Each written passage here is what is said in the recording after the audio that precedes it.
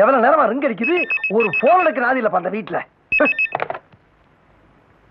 Hello Karumandi, போன கீழே வச்சேன்னா பிஞ்சிரும். பிஞ்சு எது பிஞ்சிருமா? என்ன பீது, ஏன் பீது, எதுக்கு பீது, யாரு அக்காவா?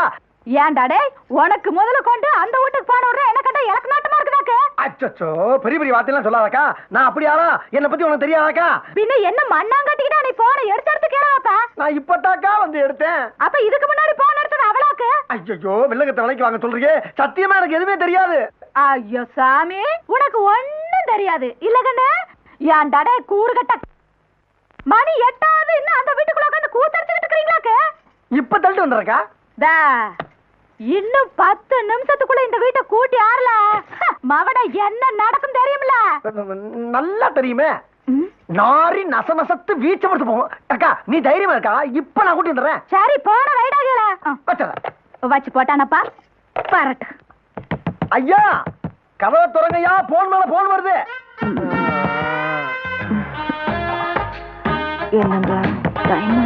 ஒரு மனுஷன் நிம்மதியா வீட்டுக்குள்ள உலாவ முடியலையா? ஐயா ஐயா அம்மா, அவரை கொஞ்சம் தள்ளி விடுமா வெளியே. உங்க டேட்டு இன்னோட முடிஞ்சு போச்சு. இன்னில இருந்து அந்த அம்மா கேட்டுமா?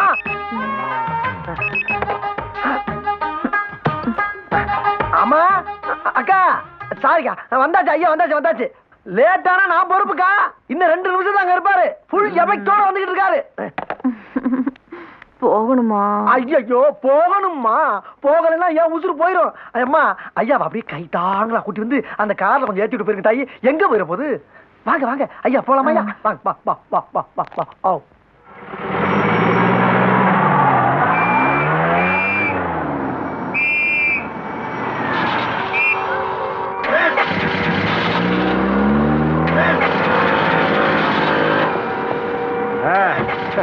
என்னங்க வண்டி செல்ஃப் எடுக்கலீங்களா? ஆடா அது விட ராமசாமி, என்ன போன மாசம் வீட்டு பக்கம் ஆளைய காணா? தீபாவளி போனஸ் வாங்கணும்னு ஆள் செழிப்பாயிட்டியாக்கு? இல்லைங்க, கவர்மெண்ட்ல குடுக்கறதுக்கு முன்னாடி அம்மாட்ட வீட்டுல வாங்கிட்டுங்க. விவரமான ஆளுங்கயா. ஐயா முதல்ல மூக்குல இருக்க குங்குமத்தை துறைங்க, இல்ல மூக்க மறைச்சு கும்பிடுங்க, மானம் போகுது. ஆடா அம்மன் கோயில் விழுந்துக்க முடியல, மூக்குல ஆச்சு நினைச்சு போறாங்க. வணக்கம் சார், வேற வண்டி ஏற்பா பண்ணட்டுமா? ஏன் உன் சீப் என்ன பண்ணுது? அதை விட போலாம். பண்ணி வண்டி எடுத்து வந்துரு. இப்படியே அங்கங்க அத்து விட்டு போறதே பொழப்பா போச்சு. வணக்கம் வணக்கம் வணக்கம் வணக்கம். வணக்கம் சார். நல்லா இருக்கியாப்பா? வணக்கங்க. யோ ஏறுங்க.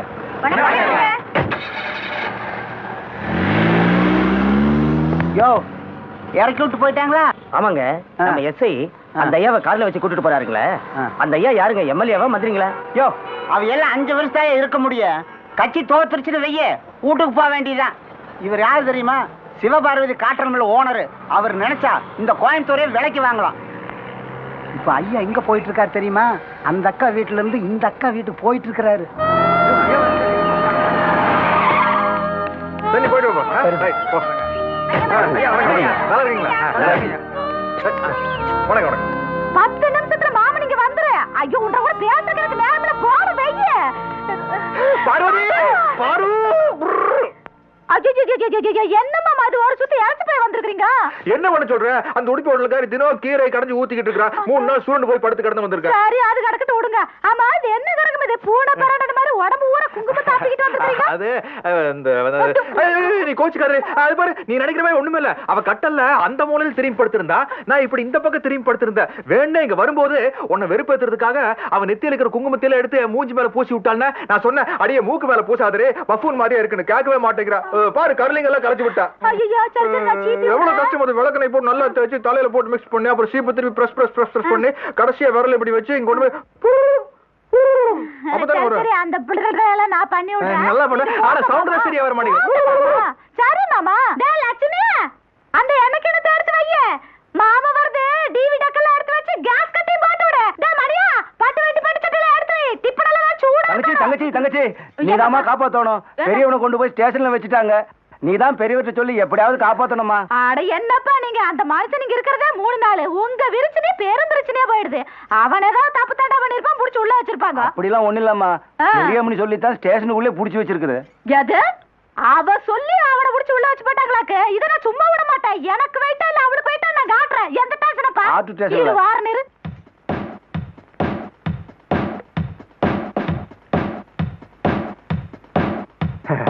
ஹலோ ஆர்ட் போலீஸ் ஸ்டேஷனா? ஆமாங்க. உட வேற என்னப்பா? எஸ்ஐ நடராஜன் பேசுறேங்க. சரிப்பா ராசு, நான் பெரிய வீட்ல இருந்து அக்கா வீங்க பேசுறேன். அது என்னமோ மாரப் மைன புடிச்சு நீ உள்ள போட்டியாமா? இல்லைங்கக்கா, ஐயா சொல்லித்தான். என்னத்தான் நொய்யா சொல்லி அது ஆறு சமாச்சாரம் சாதிச்சன என்னன்றது விசாரிக்காம நீ வாட்டுக்கு உள்ள புடிச்சு போட்டேன்னு என்ன அர்த்தம்? அது யாரு என்னன்னு தெரியாது, ஐயா சொல்லித்தான். உன்றகிட்ட எனக்கு என்ன பேச்சு? நீ ஐயாவிங்கிட்ட பேசிக்கா. ஐயாவிங்கிட்ட பேசிக்கா. மாமா சைடுல இருந்து மச்சான். ஐயா அக்கா வராங்க. அடிக்காலது உன்னை என்ன எடுத்து வச்சோன்னா தேய்ச்சா வர சொன்னாங்க. வார வாரம் உனக்கெல்லாம் நெம்ப ஏத்தமா போயிடுது. அது இல்லம்மா. வா வா. மாமா போலீஸ் ஸ்டேஷன்ல இருந்து எஸ்ஐ நடராசன் பேசுறான். அது என்னமோ மார்க் பையனை புடிச்சு உள்ள வச்சுட்டாங்களாமா, உட சொல்லுங்க. நடராசு, இந்த மாரப் பையன் சேர்த்து வெளியே விட்டுரு. ஐயா அது நீங்க சொல்லி தானே உள்ள வச்சேன். ஆடா அப்ப சொன்ன, இப்ப ஆட்சி மாறி போச்சு இல்ல, விட்டுரு. அட என்ன மாமா நீங்க இந்த குங்குமத்தை எல்லாம் துடைக்க வேண்டியதுதானே? பாக்க பாக்க மனுஷனுக்கு பகுத்தறிச்சலா இருக்குது. ஒரே நாத்தம் வேற. ஆமா, இத பாக்குறத தவிர ஒரு நாளாவது இந்த மாதிரி செஞ்சிருக்கீங்களா? அதுக்கு என்ன பண்றது, வீரபாண்டி கட்டபொம்மன் சினிமா கூட தான் பாத்திருக்கேன். அதுக்காக சிவாஜி கணேசன் மாதிரி வாடம் பொழிகிறது பூமி விளைகிறது டயலாக் பேசி வெள்ளக்காரன் கூட சண்டையை பிடிக்க முடியும். இந்த லொல்லுக்கெல்லாம் ஒண்ணும் குறைச்சல் இல்ல.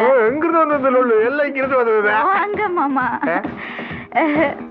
மாமா மாமா, நான் தேய்ச்சி விடும்போது உங்களுக்கு எப்படி இருக்குது?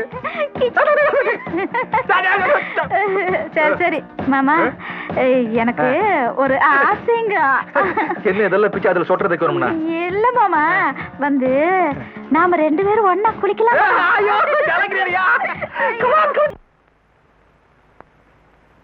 ஆஹா ஆஹா ஆஹா, அடா அடா அடா அடா அடா, இதெல்லவோ சாப்பாடு. இதுக்கு பேரு தான் சாப்பாடு. பாத்துட்டீங்களா ஐயா? ஆடு, கோழி, மீன், காடை, கௌதாரி, இதுல இருக்க பேர்பாச பூரா தனித்தனியா தனித்தனியா கலட்டி வறுக்க வேண்டியதை வறுத்து, பொரிக்க வேண்டியதை பொரிச்சு, தொக்கா வைக்க வேண்டியதை தொக்கு தொக்கா வச்சிருக்க பாருங்க எங்க அக்கா.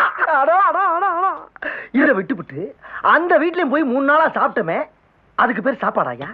அதுக்கு பேர் சாப்பாடா? அங்க போய் அந்த சாப்பாடு திங்கிறதுக்கு போல இவனாச்சும் கட்டி எடுத்து குத்து கொலை பண்ணிட்டு ஜெயிலுக்கு போய் கழியிட்டு இருக்கா. இனிமே இந்த வீட்டுக்கு கூப்பிட்டா சத்தியமா வரமாட்டேன். இதுக்கு ஆட்டா கருமாவள சத்தியம் சத்தியம் சத்தியம். எடுத்துக்கிட்டா இப்படி சும்மா வீர் வீர்னு கத்திட்டு சும்மா இருக்கா? உனக்கு தெரியாது, இவரு கூட சேர்த்து அப்புறம் கஷ்டம் எனக்கு தாக்கா தெரியும். இப்படிப்பட்ட சாப்பாடை விட்டு அந்த வீட்டுல போய் இவரு சாப்பிடலாமா? உனக்கு தெரியுது என்றோட அருமை, தெரிய வேண்டியவங்களுக்கு தெரிய மாட்டேங்குதா? பார்வதி நான் சொல்ல எப்படி வரமாட்டேன்.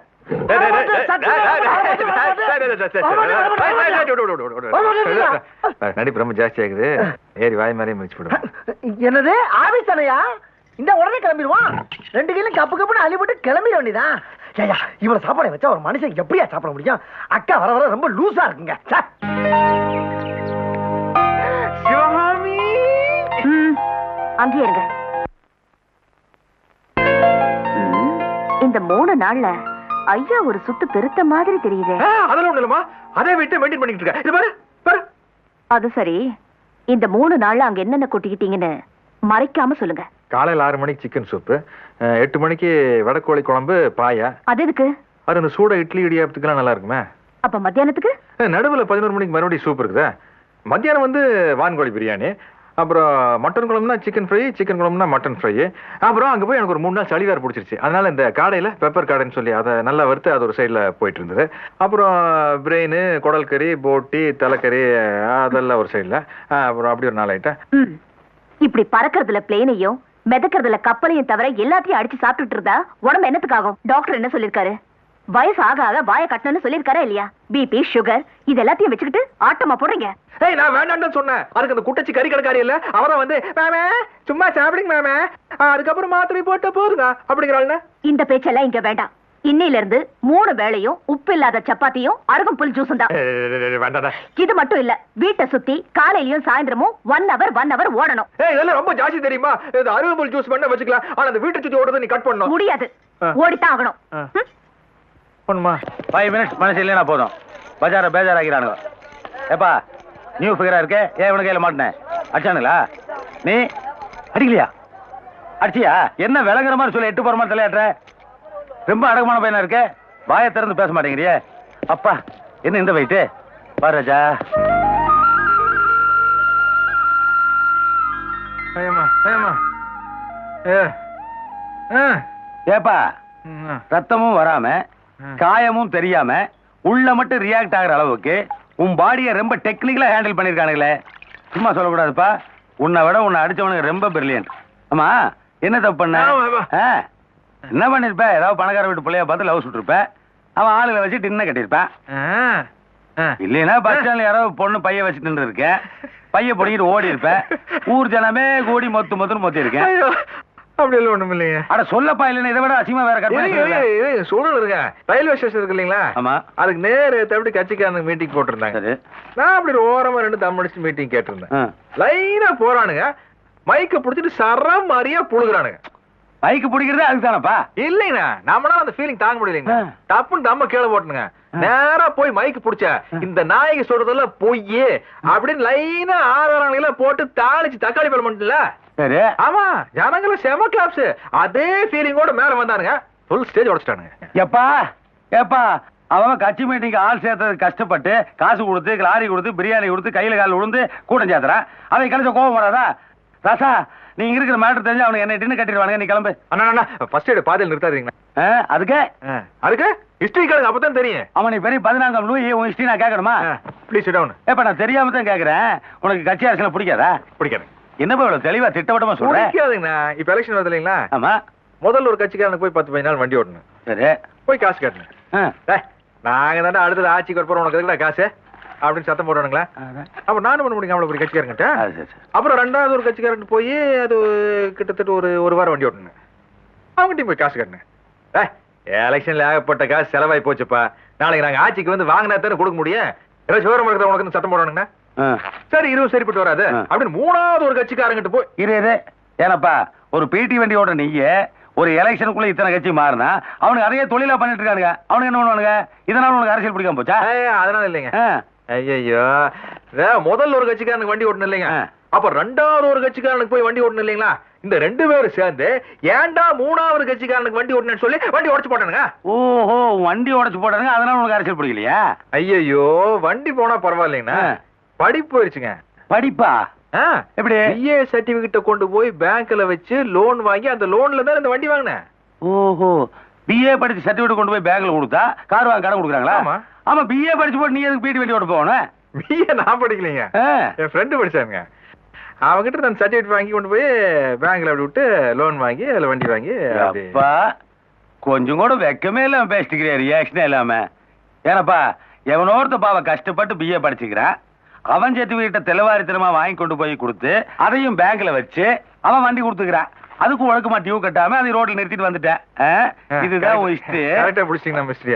இது ஹிஸ்டரி இல்லைங்க, இனிமே தான் நம்ம ஹிஸ்டரி ஆரம்பமா போகுது. வேண்டாம். நீ ஏற்கனவே ஒரு ஹிஸ்டரி ஆரம்பிச்சு அது ஏகப்பட்ட குழப்பத்துல இருக்கு. இனிமே உன் ஹிஸ்டரியை நான் ஆரம்பிக்கிறேன். கமான். என்ன கமான்? நான் ஆரம்பிக்கிறேன், நீ கமானுங்கிற. கமான். சரி கமான். யா. Okay, sorry.